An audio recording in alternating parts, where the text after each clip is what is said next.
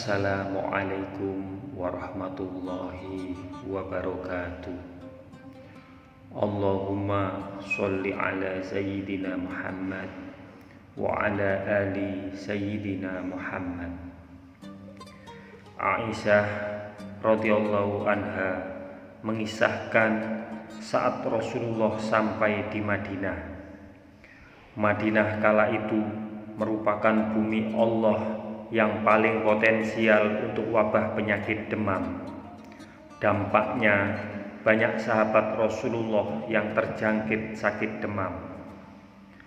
Allah menjaga Rasulullah Shallallahu Alaihi Wasallam sehingga beliau tidak terjangkit wabah demam.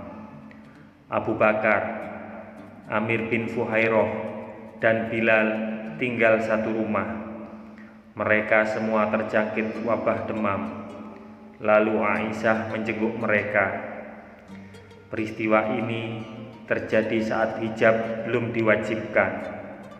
Mereka bertiga diserang demam tinggi yang hanya Allah saja yang tahu. Aisyah mendekat kepada Abu Bakar dan bertanya, "Bagaimana kabar ayahanda?" Abu Bakar menjawab, "Semua manusia disambut ria oleh keluarganya di pagi hari, sementara maut lebih dekat padanya daripada tali sandalnya sendiri." Aisyah berkata, "Demi Allah, ayah tidak sadar akan apa ayah katakan." Aisyah mendekat kepada Amir bin Fuhairah dan bertanya, "Bagaimana kabarmu wahai Amir?" Amir bin Fuhairah menjawab, "Telah aku jumpai kematian sebelum mencicipinya. Sesungguhnya kematian datang pada para pengecut dari atasnya. Setiap orang itu berjuang dengan kekuatannya, sebagaimana sapi jantan menjaga kulitnya dengan tanduknya." Aisyah berkata, "Demi Allah, Amir tidak menyadari apa yang dikatakannya."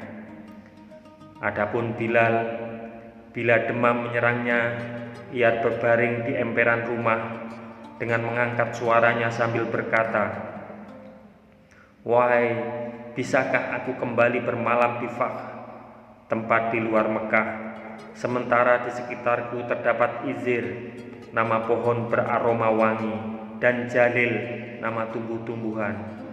Mampukah suatu saat aku berada di mata air Majannah? Adakah gunung Samah dan gunung Taufil terlihat olehku?" Aisyah lalu menceritakan apa yang ia dengar kepada Rasulullah. Aisyah radhiyallahu anha berkata kepada Rasulullah, "Mereka bertiga bicara asal-asalan dan tidak sadar dengan apa yang mereka ucapkan akibat serangan demam tinggi." Rasulullah Shallallahu Alaihi Wasallam berdoa, "Ya Allah, jadikanlah kami mencintai Madinah sebagaimana telah Engkau jadikan kami mencintai Mekah, atau kokohkanlah rasa cinta kami kepada Madinah. Berilah kami keberkahan di dalam mud dan sok Madinah, yakni makanannya. Alihkan serangan wabahnya ke Mahyah." Mahyah adalah Al-Juhfah. Akibat serangan demam ini, banyak sahabat yang mengerjakan sholat dengan cara duduk. Rasulullah Shallallahu Alaihi Wasallam keluar menemui mereka yang kala itu menunaikan sholat dengan cara duduk dan berkata, "Ketahuilah wahai sahabat-sahabatku, bahwa sholat orang yang duduk itu pahalanya setengah sholat yang berdiri."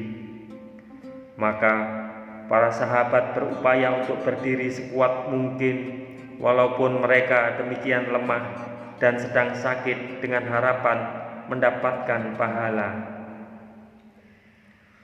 Rasulullah sampai di Madinah pada hari Senin 12 Rabiul Awal.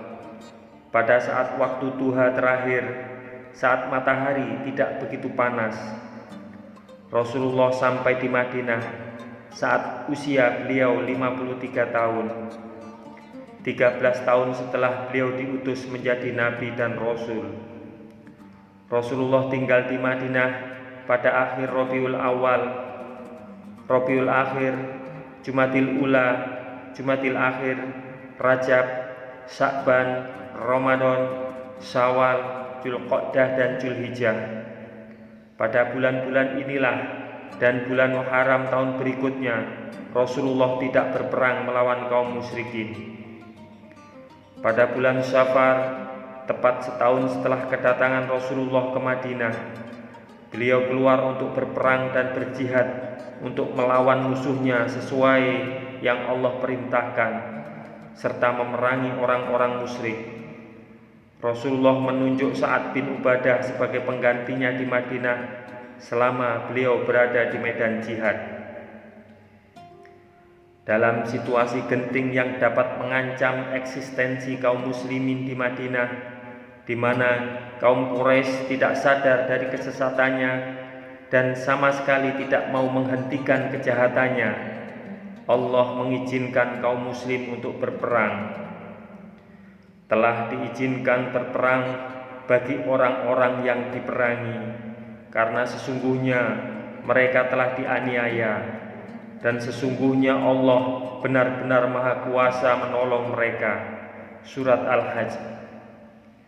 Ayat tersebut turun dalam rangkaian ayat yang menunjukkan kepada mereka bahwa izin tersebut hanyalah untuk menyingkirkan kebatilan dan menegakkan syiar-syiar Allah, yaitu orang-orang yang jika kami teguhkan kedudukan mereka di muka bumi, niscaya mereka mendirikan sholat, menunaikan zakat, menyuruh berbuat ma'ruf dan mencegah dari perbuatan mungkar, dan kepada Allah lah kembali segala urusan.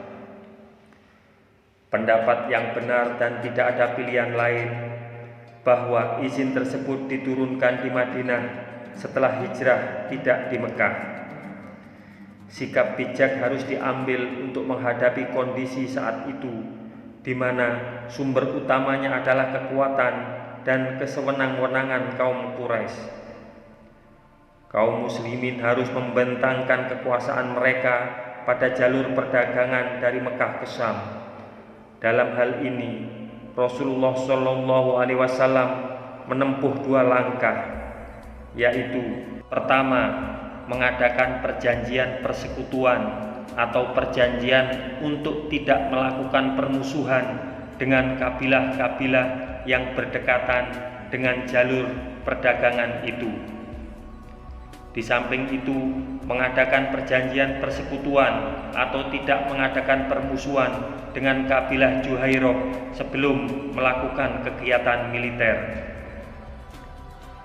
Kedua, melakukan ekspedisi-ekspedisi secara bergantian ke jalur tersebut. Semoga kisah ini bermanfaat untuk kita. Wassalamualaikum warahmatullahi wabarakatuh. Mudah-mudahan kelak kita akan mendapatkan syafaat dari Nabi besar Muhammad sallallahu alaihi wasallam. Amin, amin, amin ya rabbal alamin.